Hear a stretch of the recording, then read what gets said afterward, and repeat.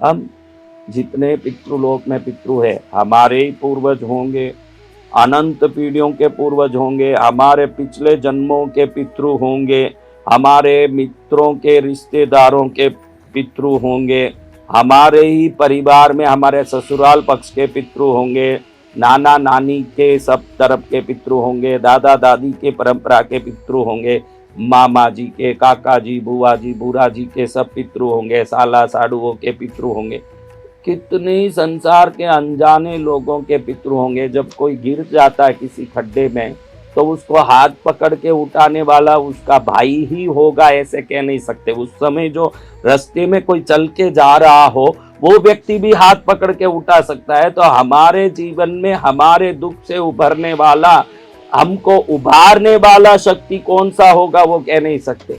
तो इसलिए पितृलोक में जितने पितृ, आप भूलोक में आ गए हैं। देखिए, आप किसी को बुला रहे हो, अब वो अगर 2 फुट आपके पास हो तो बुलाना आसान है कि 100 फुट दूर हो तो बुलाना आसान है? भाई किधर है, कैसा आसान है? 2 फुट दूर हो तो बुलाना आसान है।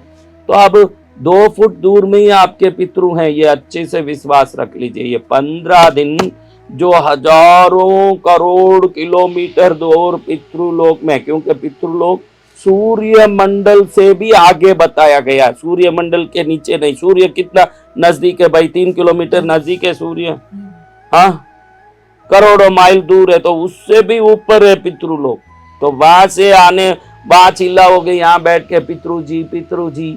अब वो घर में ही आए हुए हैं 15 दिन के लिए। भगवान ने आदेश दिया है कि आप लोग वर्ष में 15 दिन अपने रिश्तेदारों के, अपने बच्चों के, अपने परिवार के घर में जाके उनको आशीर्वाद देके, उनके दिए हुए भोग, तर्पण, श्राद्ध आदि को प्राप्त करके पुष्ट होके वापस आ सकते हो।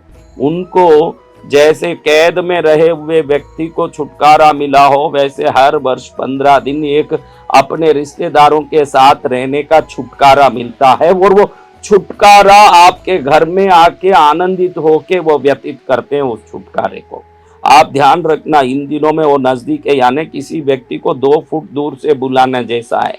और रोज जो आप बुलाते हो, ये 15 दिन छोड़ के बाकी दिनों में मेरे दादाजी, मेरे दादी जी, मेरे पिताजी, मेरे माताजी, वो करोड़ों किलोमीटर दूर से सुनते हैं। वो सुनने में ना, आज आपके पास सुनने में बहुत फर्क है ना। अब वो आप 15 दिन, आपके उठ बैठ कैसा है, आपके बोलचाल कैसी है, आपकी भोजन शैली कैसी है, परिवार से आपका संबंध कैसा है, बच्चों के साथ आपका व्यवहार कैसा है, हर चीज को आप ये 15 दिन तक पितृजन देखते रहते हैं। इसीलिए शास्त्र कहता है कि 15 दिन तक घर में कोई भी प्रकार का क्लेश या कोई झगड़ा नहीं होना चाहिए। 15 दिन तक किसी भी प्रकार के घर में मनमुटाव नहीं होनी चाहिए।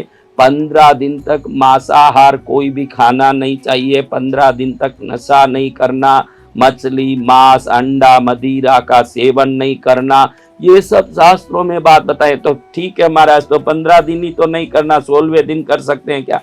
15 दिन पितृओं के लिए नहीं करना, बाकी पूरी जिंदगी हमारे स्वयं के कर्मों को शुभ करने के लिए नहीं करना। तुम किसी भी बात का कुतर्क करोगे तो कुतर्की आदमी अपने ही कुतर्क से खड्डे में गिरेगा। आप बोलोगे कि 15 दिन नहीं करे तो बस से क्या, बाकी तो 350 दिन कुछ भी करे तो चले। अरे 15 दिन पितृ आपके पास एकदम नजदीक से देख रहे हैं तो वो नाराज ना हो जाए, इसलिए 15 दिन सावधान रहना है। लेकिन जीवन में तो सावधानी हर क्षण हर पल होना चाहिए, क्योंकि देखने वाला ईश्वर तो सदा के लिए देख रहा है, हर क्षण देख रहा है।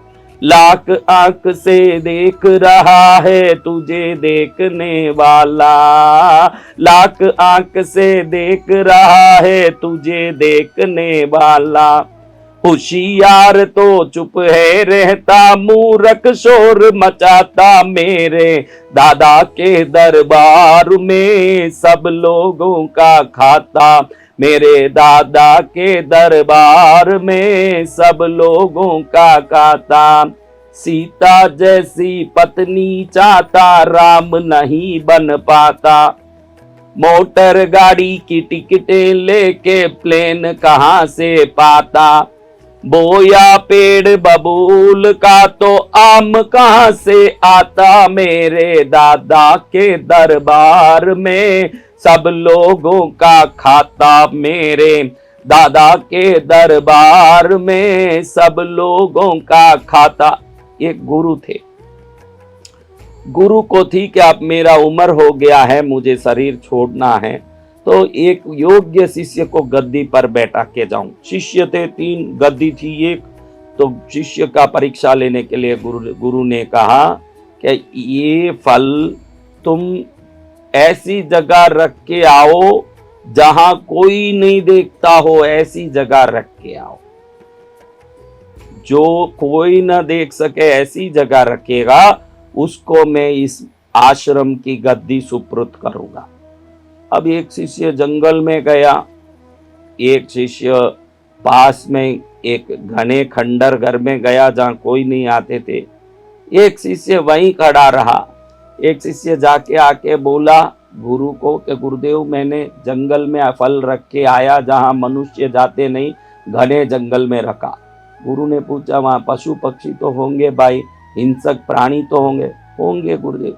तो वहां तो कोई ना कोई है भाई, तू सही नहीं है, तू गलत है, तू हार गया मेरी परीक्षा में। दूसरा खंडर में गए, शिष्य वापस आके बोलता मैं ऐसे खंडर घर में रख के आया जहाँ कोई नहीं रहते। गुरु ने कहा वहां भूत प्रेत तो होंगे भाई, कोई पिचास तो होंगे, कोई कीड़ी मकोड़ी चींटी तो होगी महाराज, फिर तू भी हार गया, तू लायक का नहीं है भाई।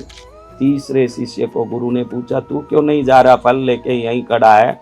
वो कहा गुरुदेव क्षमा करना, मैं कहीं भी जाऊंगा तो कोई रहे नहीं रहे, भगवान तो सर्वत्र देख रहे हैं, भगवान हर जगह देख रहे हैं, भगवान हर एक वस्तु को देख रहे हैं, भगवान नहीं देख रहे ऐसा कोई जगह नहीं है, तो मैं कहाँ जाके किधर रख के आऊं ये फल, मुझे क्षमा करना, मैं ये काम नहीं कर सकता हूं। आपको मालूम पड़ गया होगा गद्दी किसको मिला, बिना फल रखे ही गद्दी प्राप्त की शिष्य ने, क्योंकि वो विवेकी था जिसके अंदर प्रज्ञा थी कि भगवान सर्वत्र देख रहे हैं, आप किसी भी कर्म को करो, भगवान मुझे देख रहे हैं, ये विवेक के साथ करोगे तो जिंदगी में कभी कोई गलती हो भी नहीं सकती, त्रुटि हो भी नहीं सकती, अपराध हो भी नहीं सकता, दोष लग भी नहीं सकता महाराज।